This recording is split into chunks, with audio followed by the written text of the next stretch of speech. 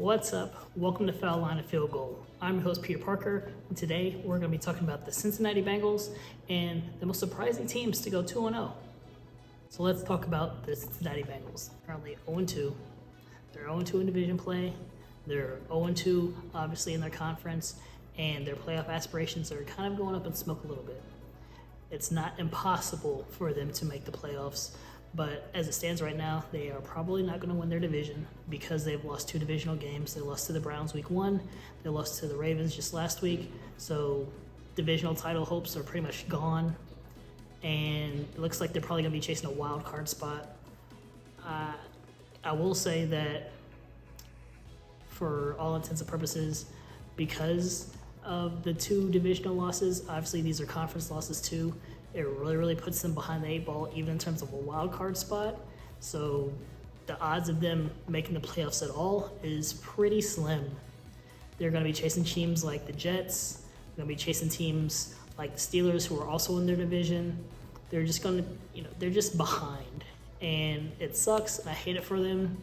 And I think probably all of this is, I won't say all of it, probably a lot of what's happening with the Bengals right now is on Joe Burrow, and it's on his calf injury. He re-injured his calf playing the Ravens this past weekend, and for Joe, I kind of hate it for him, but I know that there was some discussion beginning of the season when he first had the calf injury that maybe he should sit out a couple of games, maybe miss a couple games, and just really get healthy, get fully healthy, get himself right, get ready to play, and hit the ground running. I know that last season the Bengals were also 0-2, and they made it to the AFC Championship game.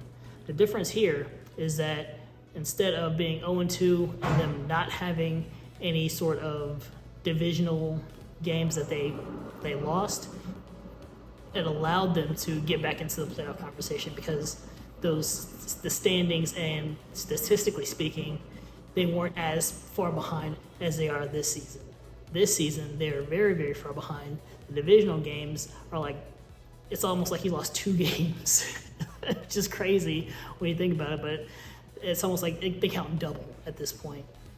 Because again, you're not going to win your division, which is the easiest way to make the playoffs is to win your division.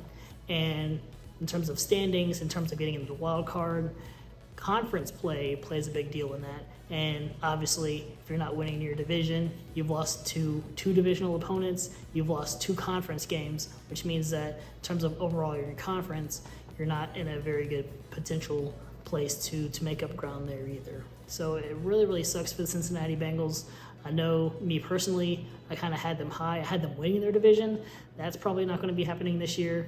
I know I had them, pretty much fighting for a spot in the Super Bowl, but it doesn't look like that's going to be going on this year. I know that Jamar Chase, their wide receiver, was, at the beginning of the season when Joe's injury first happened, he was basically saying like, hey, Joe, sit out a few games, we'll hold it down. But I think because of how the schedule played out and them having the 2 divisional opponents right off the bat, weeks 1 and week 2, it probably wasn't really an option for Joe to sit. They kind of were stuck in a rock and a hard place at that point in terms of, do we play Joe and try to get a win? Do we sit Joe and, kind of let things play out how they are? At this point, it seems like they kind of played Joe, and then the fact that they couldn't get a win with either one of those games just kind of is like a double whammy, because now, unfortunately, instead of Joe resting and probably going to be, coming back eventually much sooner, fully healthy, you played him, he re-injured it, and now he's, who knows what's going to be happening with this calf injury. It could be something that's a long-term thing over the course of the season, so that kind of sucks for them. It sucks for the franchise, and I know I had a lot of hope in them, but it just seems like that's probably not going to be the outcome this year, which really sucks because I like the Bengals a lot. All right, so let's talk about some surprise teams that are currently 2-0. The biggest surprise, which wasn't really a surprise, I did kind of put them in as kind of a dark horse, be on the lookout for, is the Washington Commanders. So the Washington Commanders are currently 2-0. They've been looking pretty good with their quarterback Sam Howell. I know Eric Bieniemy, who's their new offensive coordinator, who came from Kansas City this year, has made their offense look really good. They're putting up points, and they look like a solid team. I'm pretty sure they're probably not going to win that division. That division currently, they have 3 teams that are currently 2-0 in that division, the Eagles and the Cowboys. The Cowboys look like they probably have the best defense in the NFL this year. What they've been doing in 2 teams is pretty crazy, pretty outlandish. And the Eagles are the Eagles. They just figure out a way to win. They beat Minnesota on Thursday Night Football in what was kind of a crazy game. But surprise, surprise, the Commanders are right there. The Commanders are 2-0, and I'm happy for them. I'm happy for Sam Howell, who's a pretty underrated quarterback. Doesn't seem to make like a ton of mistakes, and I think he's kind of coming into his own. This is his first year starting full time. And again, Eric Bieniemy is coming from Kansas City, coming from a Super Bowl, contending Super Bowl titles, and I feel like he's really proving himself in terms of being the offensive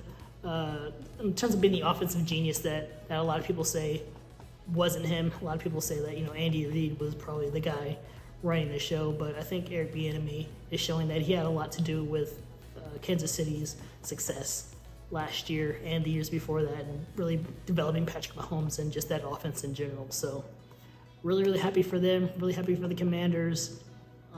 Again, they are very, very surprising 2-0 right now. I don't think it's sustainable. I'm pretty happy that I can call it and say that, hey, watch out for the Commanders. So the last team I want to talk about that's a surprise 2-0 for me are the Tampa Bay Buccaneers. And nobody thought that the Buccaneers would be 2-0 at this point in the season.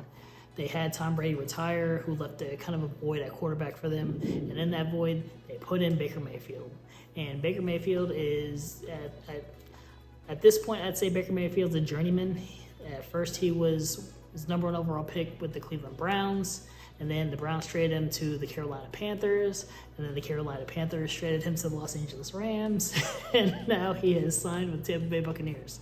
So Baker Mayfield's been around the block a little bit.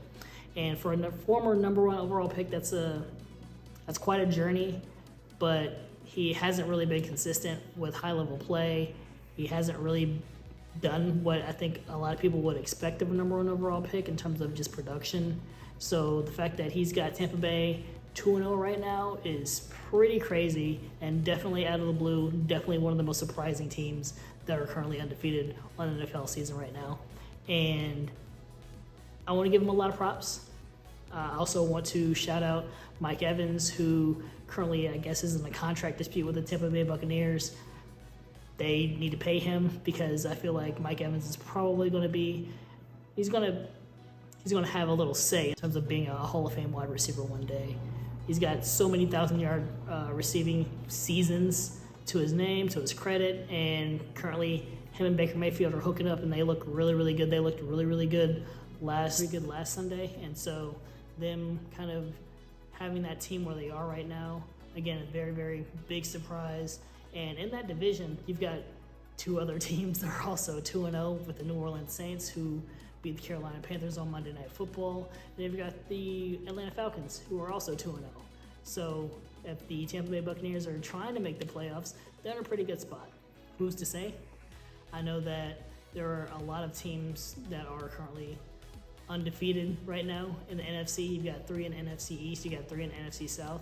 And then, in terms of playoff seeding, it's going to be a pretty tight race. I don't think anybody really expected the NFC to be as tight as it is right now.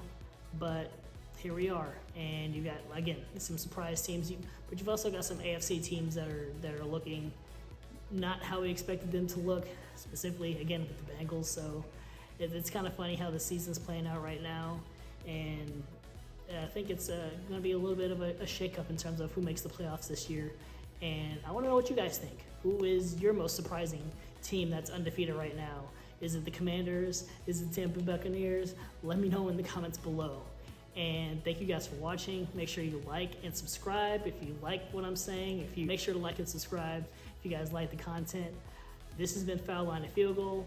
I've been your host, Peter Parker, and I will catch you guys in the next one.